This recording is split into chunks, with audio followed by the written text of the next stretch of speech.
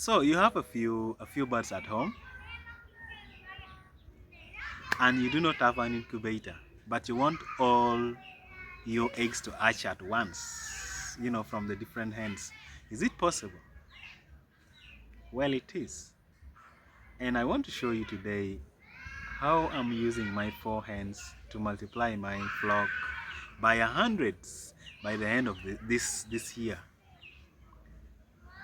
And this is the last part of a series of videos that I have made about my first attempt at getting all my hens, my 4 hens of course, all to hatch at once, which by the way it was a success, and I'm going to share with you everything, every minute detail that I've done right from day one. I'm going to share it with you and I hope you will stick around.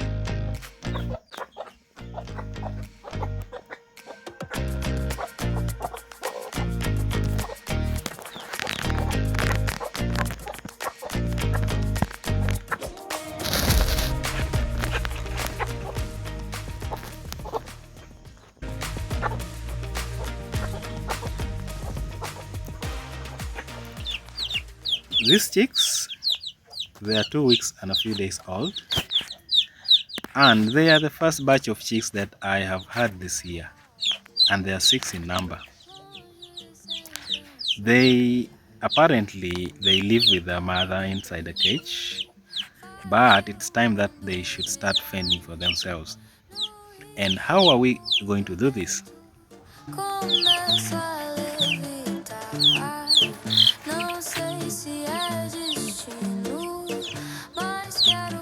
Well, recently I started an experiment to hatch eggs from different hens at once.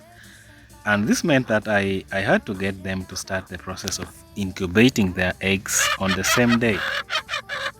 And then out of the 42 eggs, I only ended up with 8 chicks, only 8 hatched. And this must have been because I had stored the eggs for, quite some time, as I had to wait for all the hens to become broody. So most of the eggs in the process got spoiled due to overweighting. Yeah.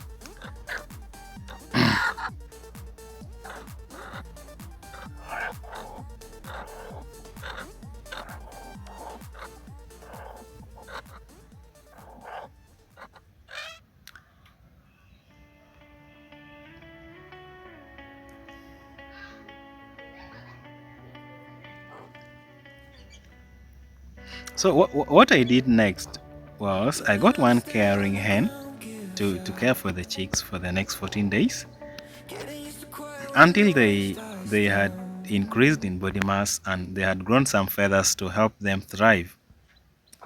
But I also lost 2 chicks to accident. One was just stepped on, by the mother. The mother is still a rookie. It's its first time to, care for the chicks. It was just a pallet a few weeks ago. And another chick tried to squeeze itself out of the cage. It came outside the cage, but it failed, I think, to get back inside. And at night, it rained cold, and then 2 days later, it also died. So during the past 2 weeks, I have been feeding them on starter mash and only water. I've not given them any form of vaccination. And it's important to also note that there is no lights, so they only feed during daytime. The hens are finally free, and all they require now is a few days and they'll start laying all over again. But we have one problem. Our cock we had has just died, and it was the only cock that we had in the flock.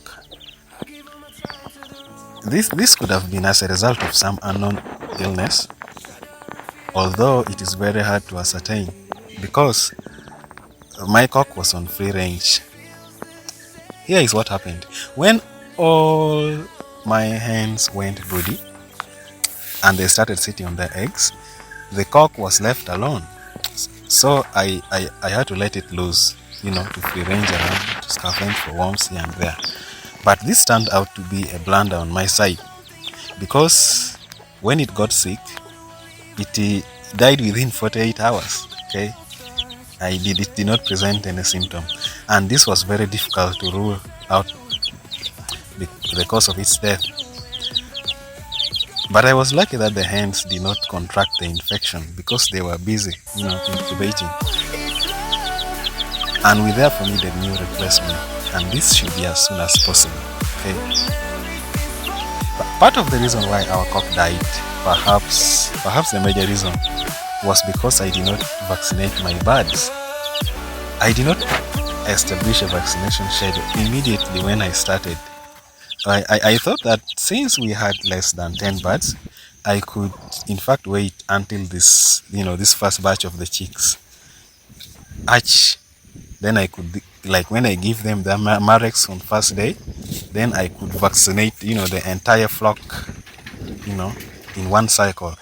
But this turned out to be a bad decision, guys. The chicks missed their Marex shot anyway because I could not get the vaccine. And about the Marex disease, I am not so worried because one, Marex is quite rare here, okay? And this local breed of chicken that I'm keeping is quite resistant and they will thrive.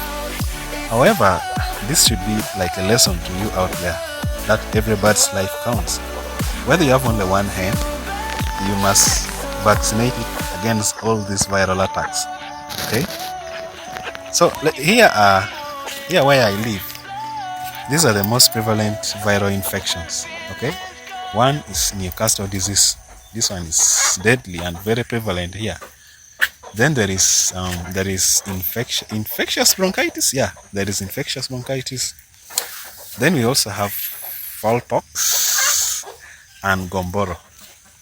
Those are the 5 major viral attacks that are so prevalent in this location.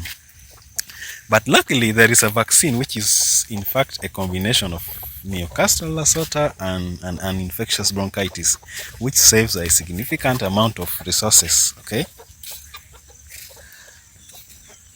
I am very reluctant to stock antibiotics, but I will eventually have to get some. Okay, because I'm going to need them. For now, I would rather use local herbs, from readily available plants. Plants like aloe vera, where you get the gel and use it. Plants like hot pepper or chili, and there is eucalyptus where you extract the oil. There is ginger and garlic. I have not covered how to administer it to the birds, but I certainly will cover it sometime in the future. But basically what you do is when you want to give to your birds, you first blend them and then you dissolve them in water. Squeeze out the juice, okay? You strain it out, and then you mix either in their drinking water or in their feeds. Why? Because the concoction of these plants will boost immunity and guard your flock from very many forms of illnesses. But for me, basically, I'm using these herbs more as a preventative than, curative means, since I've only begun and the birds population are still very small, therefore I've not had any outbreak. But it's also important to point out that these plants could in fact treat these bacterial infections, okay? So you might want to plant a few of these medicinal plants in your backyard. And we have come to the peak of this video. What we have achieved in this series is we have managed to get all our hens within the same laying timeline, okay? Yeah. So friends, if you found any value in this video, why not subscribe? Okay, because I have a ton of content that is upcoming, and it will help so much if you subscribe so that we'll stay in touch. Thank you. Okay.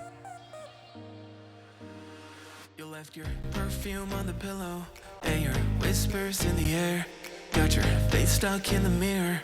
and I keep finding your hair. Got a big box in my closet with the fall pictures we took.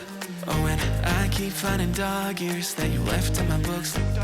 Miss your ache and I just crash over, cause you crashed in like a tsunami. Woke up next to you so hungover, sunlight painted stripes on your body. I'd give anything that I have for just another one of your nights. You can have an arm and a leg, just a minute more of your time.